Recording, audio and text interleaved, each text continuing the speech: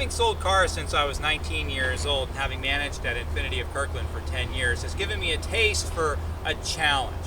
And so whenever somebody brings in a car, I love to see if they're trying to pull the wool over my eyes. And there's lots of little things that I do when I'm looking at a car that can help you when you go to look for your car.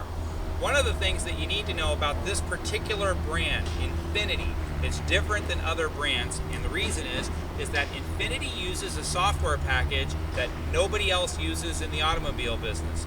Everybody in the automobile business, and I mean everybody, insurance companies, body shops, you name it, they use one of two competing packages. One is called Reynolds & Reynolds, and the other is called ADP. It's the equivalent of the computerized version of Windows or Mac. Everybody uses one or the other. Infiniti uses something called Infiniti Net. It's from the Jurassic period. It's weird why they still use it. Even their similar Nissan brand doesn't use it, but Infiniti requires Infiniti dealers to use Infiniti Net.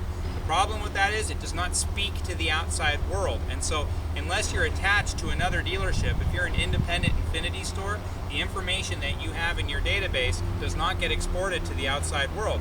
Therefore, companies like Carfax cannot look into what you have in your catalog of information about any given car, and everybody in the car business knows that you can buy an Infiniti, airbags deployed, frame damage, 10 accidents, whatever the story may be, and oftentimes it will not appear on the Carfax. And so brokers in particular love Infinitis because they could buy a terrible Infiniti and pass it along to you and say, hey, I didn't know anything. This car had a clean Carfax. Well, of course it came from an Infiniti store, so of course it has a clean Carfax. Now, a couple of years ago, I don't know if you know the relationship of Kelley Blue Book, Manheim Auctions, Auto Trader, Carfax. They're actually the same company. And so the Carfax as a brand was not, in the old days, allowed at the auction. And so but now they are. And so anything that's ever been announced at an auction about any given car has gone back in history and repopulated Carfax. And so a visual inspection that said, hey, I think this car's been in an accident would never show up on Carfax when it was announced. However, years later, that announcement will show up on Carfax as if it were fact. And so again, it's a lot of information to digest, so all you need to know is, with your own hands and with your own eyes, can I look at this car and tell what the real story is on this car? And can I buy a car that's got something going on the Carfax and make a great buy? Or can I buy a car without knowing what I'm doing and make a terrible buy? Well, I'm going to show you how to make a great buy. This car right here is a 2008 Infiniti EX35. And when last it was sold, it had a clean Carfax. But now it does not, and I'm going to show you why. Whenever you look at a car, every single time, 100% of the time, with no exceptions, you always want to do the same thing. You always want to feel the curve of this part of the hood right here. The reason is when the car is brand new, they have not installed an engine in it yet, they have not installed a dashboard or a windshield or anything like that, and they can hit the hood and everything else with paint inside out. And so the paint makes its way all the way around this arc right here, and so you have just as much paint underneath this arc as you have on top of the hood. And so if this is perfectly smooth, it might still have been in an accident, but if it's chattered and feels irregular, you know it's been in an accident. This one's perfectly smooth, so let's keep looking. If we look at the rails, a little technique that you need to know, this applies to Infiniti or anything else. The paint is always shiny on the outside, it's always dull on the inside. The reason is nobody, Infiniti and nobody else, puts clear coat on the interior of their engine compartment. The reason is the engine's hot, it's just going to burn off anyway. Plus the few bucks that they save times millions of cars adds up to some real savings. But at a body shop, they don't have two robots that can simultaneously move through a car, one with one kind of process and one with another. At Bob's Body Shop, they just have Bob. And Bob's got his paint gun, and he's just painting as best as he possibly can. And so if it's shiny on the outside and shiny on the inside, that's actually terrible. You don't want that at all. So shiny on the outside, dull on the inside, that's a good place to start.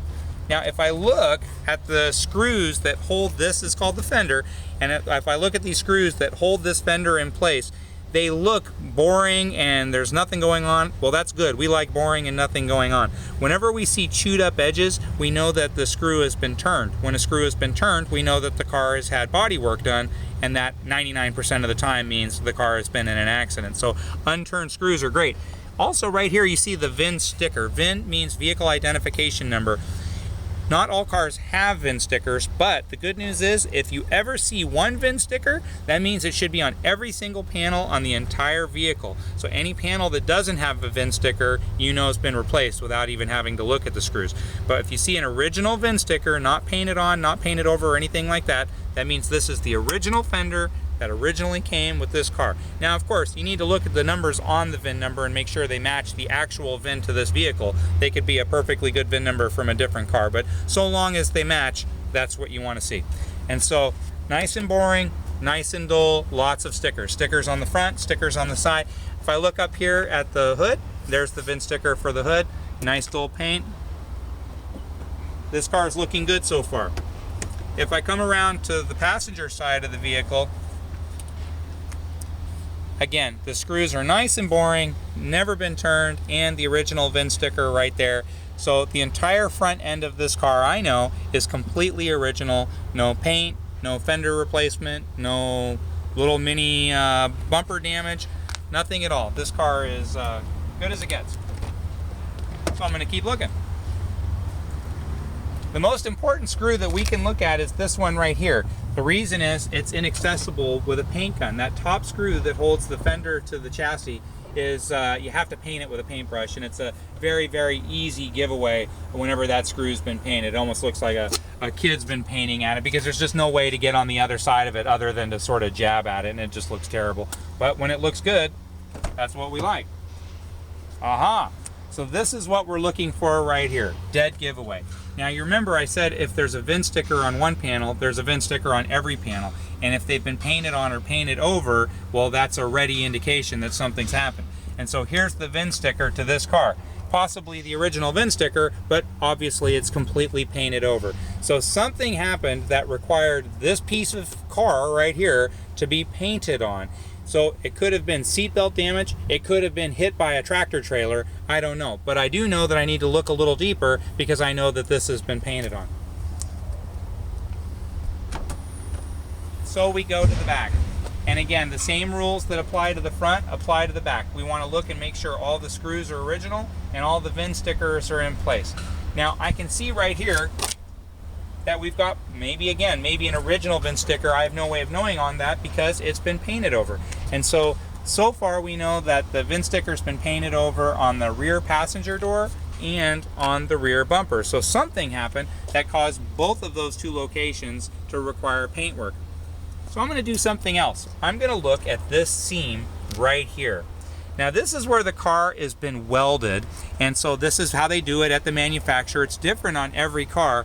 But one great thing that you can tell if work's been done as far as welding goes, because this uses a combination of seam welding and spot welding, is that whatever it is on one side, it's always the same on the other side.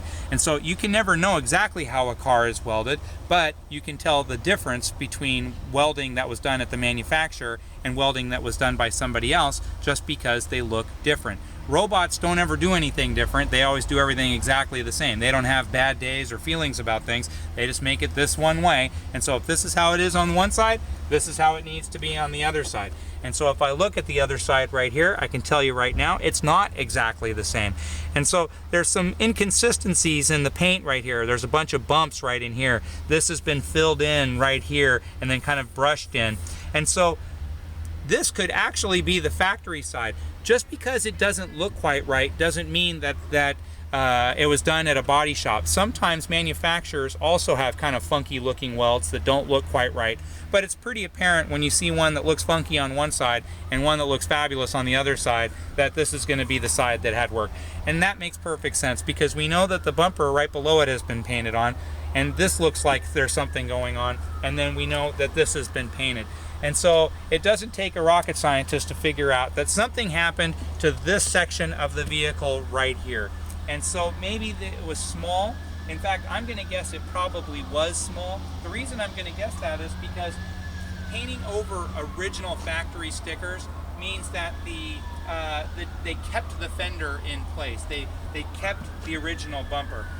Most of the time in a more serious accident, you're just going to buy new pieces. You're going to get a new fender, you're going to saw this out, you're going to weld it back in, you're just going to get a brand new bumper. They're not all that expensive, and so the $300-400 at the parts counter to get a new bumper skin, and then you're going to paint it anyway. And so, but the ones that you buy from the parts counter or aftermarket don't have VIN stickers, and so there would be no justification for painting over a VIN sticker unless it was the original panel to the car.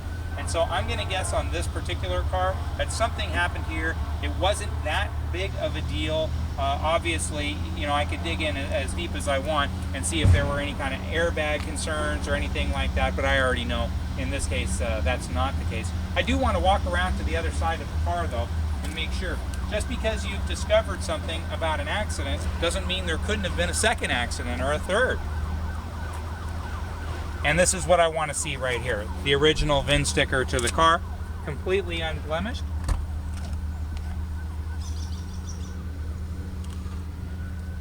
And then original stickers from when the car was manufactured, and original sticker for this driver's door as well. And so the car is a very, very nice car. The damage was in, if you're going to have damage to a car, you'd rather it be exactly where it was in this car's case than anywhere else, because if a car's been hit on the side, well, then there's concerns about the side airbags having been deployed. If the side airbags have been deployed, how does that work for the seats that are in the car? Are these the original seats? Do they all talk to the computer appropriately? Did they have to get a new computer? And so there's a lot more homework that goes into a car that's been hit on the side than hit one in the back corner. Cars that have been hit in the front corner follow the same problems, is that you don't know if the airbags have been deployed, and if they have, A, are there even airbags in the car, and B, are they roadworthy airbags? Has this car been tested? Do you even know where to go to get a car tested to make sure that the airbags? And so if it's something that's a little bit beyond your comfort zone and you say, boy, this car is going to be a lot of work for me to discover if it's the right one for me to buy, then just pass. But if you feel like, hey, you know what? I feel confident so far, I feel comfortable with what I've been told, this does look like it makes sense to me, then take the best advice I can ever give you. Go exactly to the brand who sells this car new. In this case, it's Infiniti.